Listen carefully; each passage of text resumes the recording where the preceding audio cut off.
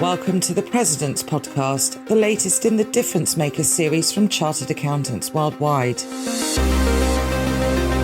We will be addressing trends and reflections from the World Congress of Accountants and seeing how the profession can play an instrumental role to enable sustainable economies for the future.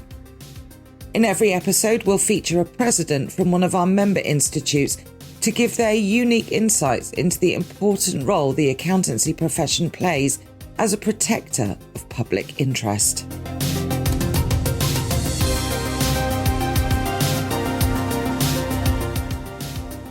Today, I'm joined by Indy Hothi, President of the Institute of Chartered Accountants, Scotland. Welcome, Indy. Indy, how did you become a chartered accountant and eventually president of your institute? That's a really good question. So how did I come to be a chartered accountant and then a president of my institute? I guess it all started at school. I was very good at maths and economics and just had a keen interest in how the world works. And then as I got to university, I studied that at undergrad. I then started thinking about career options and what I wanted to do. And being a very logical individual that I am, I started to look at business leaders and thought to myself, I want to do something that gives me some flexibility, but allows me to take on a leadership role in business and lead a business. And then through my research, one of the things that I realized looking at the UK market and the FTSE 100, the top 100 UK PLC, a third of those individuals in leadership positions, sort of CEOs or the C-suite, had a CA qualification or a chartered accountancy background or a background in finance. And I thought to myself, that's the common denominator, that's a commonality. And I just saw the versatility of the qualification. And that's one of the reasons why I initially joined and trained as a chartered accountant. Then if I go on to my journey as becoming a president, I joined the Institute of Chartered Accountants of Scotland, ICAS, its council in 2016, after being recognised as a one young CA for some of my work in the art sector and humanitarian aid sector. And I really joined council to provide perspective of some of our younger members, to think about how we could communicate with our membership base. And I've been supporting ICAS on a number of governance topics throughout its journey for about 6 years. So I was on council for a number of years and a number of different committees. And I had the honor of being nominated and confirmed as president in 2022. So just within a decade of me joining the profession, I had reached, as some may say, the pinnacle of that profession as president, which I'm hugely honored by, and to represent so many wonderful individuals within our professional fraternity around the world. Amazing. So look, this year's World Congress of Accountants had 8 key themes, one being the role of the accounting profession and enabling sustainability, global collaboration for inclusive growth, the growing importance of digital technologies, integrity, ethical leadership and trust, global trends in accounting, auditing, corporate governance and taxation, nurturing innovation, fintech and startups, future-proof ready profession and strengthening public financial management. So which one of these key 8 themes really resonated most with you and why? So there were a number of very, very important themes that were covered. And of the 8 themes, they're all hugely important, but there are 2 that really personally resonate with me. The first one is around sustainability and thinking around the future of our world and profession and society.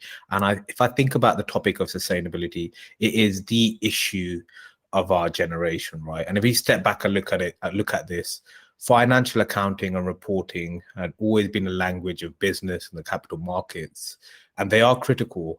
But now on their own, they're not really sufficient enough for boards to fulfill their duty of accountability for long-term value creation. And we've got to think about our impacts on a wider set of stakeholders, the environment and the communities that we operate in. So effectively, we need to improve business reporting and sustainability disclosures to meet our current and future challenges. And that's where I really think our profession will play a hugely important role to really lead on that. And I was so glad to see at WCOA the focus there at the World Congress of Accountants, but it also presented a unique opportunity because in that one space, in that one room, in that one event, you had accountancy bodies, you had standard setters, you had regulators, policymakers, that could all come together and convene on this topic and think about the future role of our profession. I'm quite clear personally. I do think that the future of our profession will involve what I like to call at the moment carbon accountants, those that will think about assurance, measurement, and reporting on non-financial indicators. And that will have a very, very strong influence on how our profession is actually perceived in the world as well, because we'll have a strong purpose in building a better working world. The other topic within that, within the 8 themes of WCOA, is that around fintech and startups. And now I was so glad to see the focus on startups there. I very much see myself as an entrepreneur, and I've studied it at a master's postgraduate level. And I'd always personally felt the profession hadn't really recognized or tapped into our entrepreneurial community that was sitting right under its nose. But at WCOA, this wasn't the case. It was right there front and center. There was a number of different initiatives to support startups, founders. There were opportunities for investors there as well. And I think that's a fantastic ecosystem and environment to continue to foster. And if you think about CAs, we're at the heart of business. It makes complete sense for so many of our members to be striking it out in the world of entrepreneurship, starting their own businesses. And if I think about other stakeholders outside, I would often see how much confidence my CA qualification or background would instill in those individuals, whether I was pitching a business idea or part of a project team. So when you're thinking about investors, whether that's VCs or private equity, thinking about customers, your fellow co-founders, that respect and confidence for the CA qualification is definitely there. And what do you believe the key challenges and opportunities are then facing the profession, and how can they be taken forward if we bear in mind that potentially some of the younger people that might be looking initially to train as chartered accountants are being lured away into the tech industry? How can we overcome some of those key challenges and build new opportunities for our profession? One of the key challenges for the accounting profession, and also one of its opportunities for me, is this topic of the attractiveness of the profession. As we see, there are so many different routes and pathways and industry careers now outside of the traditional professions. There's so much more choice and optionality of your educational routes, whether you go into higher education or you don't. And I really think our profession has the opportunity to reshape how we are positioned in the world. So much around data technology is embedded within the work that we do, and we really need to highlight that. And we also need to really improve the pathways for our profession, for those entering our profession, and not those from a single pathway through higher education, for example. And I think that presents a huge opportunity for us in terms of broadening the pathways of entry points to our profession, and that helps us to create a more diverse community, that helps us to tackle issues such as groupthink, and then also the positioning of our profession. We've really got to lean in and talk to our role in a functioning society, our role that our profession takes to ensure the correct functioning and efficient functioning of capital markets. And I think if we can get that right, we'll really improve the attractiveness of our profession. And how do you see the future of the profession overall? I know we've touched on it before, but I'd really like to get your view on the future of the profession. I think the future of our profession is really bright and really interesting. The key area for me, and I think the frontier that's going to be so important, and I've touched on it in a number of different guises, is that around sustainability and the assurance of non-financial indicators.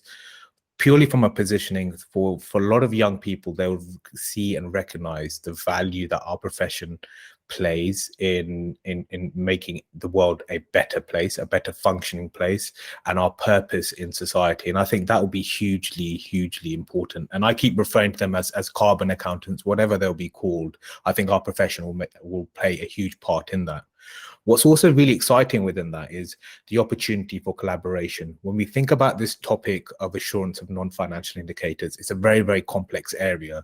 And if you just look at environment and you just look at carbon, the measurement of carbon is such a challenging area, right? And that will require us to partner and collaborate with other stakeholders as well, whether that's the engineering profession, whether that's computer scientists, and I think that will be really interesting for our profession to work much more deeply with other sectors to solve what are global and complex issues. And World Congress of Accountants, so WCOA, is an opportunity to feel part of something bigger. Some of the comments that I heard was that often accountants feel a little bit isolated, but when they come together, they realize they're part of almost a huge global movement. So what are the benefits, in your opinion, of being part of a global professional family like Chartered Accountants Worldwide and attending an event like World Congress? I think initiatives such as the World Congress of Accountants and Chartered Accountants Worldwide are hugely important. And I say that because it provides an opportunity for our global profession to come together, and you really recognize the breadth, the skills, and the competence within our network. When you see, thousands of CAs come together and to talk about issues, and you get an opportunity to meet other professional bodies. It allows us to exchange perspectives, ideas, and share common issues and opportunities. And then if you think about common vehicles such as Chartered Accountant Worldwide, it's a powerful vehicle and framework to talk about global issues and have a global voice. And if I think about what being global means, and if I think about our profession, we talk about it being global, but that means we've got to have presence, we've got to have influence, and we've got to have the ability to collaborate. And I think Chartered Accountants Worldwide, as one of the many vehicles for global cooperation for our profession, allows us to do just that. And before we finish, have you got any other reflections from World Congress that you'd like to share? Yeah, sure. One of my biggest reflections on the World Congress of Accountants was just the sheer size and scale of the event that was held by the Indian Institute. It's a huge source of pride to see the first World Congress of Accountants to be held in the South Asian continent. And as someone who has, South Asian ancestry and family lineage from that part of the world, it was, hugely important for me personally as well. And one of the takeaways that I take from the World Congress of Accountants is this sense of huge national and international pride amongst all of our accountancy bodies, and the fact that we have such an engaged membership base. So it was really wonderful to see that pride in our profession. And you recognize when you're in an environment like that after a few days, we have so much more in common that brings us together than that separates us. And I think if we can harness that energy and harness that willing to collaborate, that will allow our profession to really move the dial on some of these complex global issues, and will allow us to collaborate in a much better way. So I'm really, really enthused by World Congress of Accountants. I came away with so much energy, so many new connections, so many new insights that I'm sure will benefit me personally, but also our profession. Amazing, Indy. So just before we finish, I've got a bit of an off-piste question for you. Indy, what was the first record you ever bought, and what or who influenced that purchase? I love off-piste questions, and I think this is a wonderful one. I must caveat to say that it wasn't actually a record, giving away my age. It was my first CD that I had bought. So it was Craig David's album, Born to Do It. That was my first album that I'd ever bought. I was extremely proud. I'd saved up a lot of my pocket money to buy that album. I'd seen some of his music videos for his later songs on all of the TV channels, and I loved the sound. I loved his style, and I've been a fan of Craig David ever since. Amazing. So you weren't part of the generation that would sit on a Sunday night trying to record the chart show on an old-fashioned tape recorder and trying to stop it when the DJ was talking and restarting when the next piece of music was playing. I just missed that. I'm the CD and MP3 generation. Amazing, Indy. Thank you so much.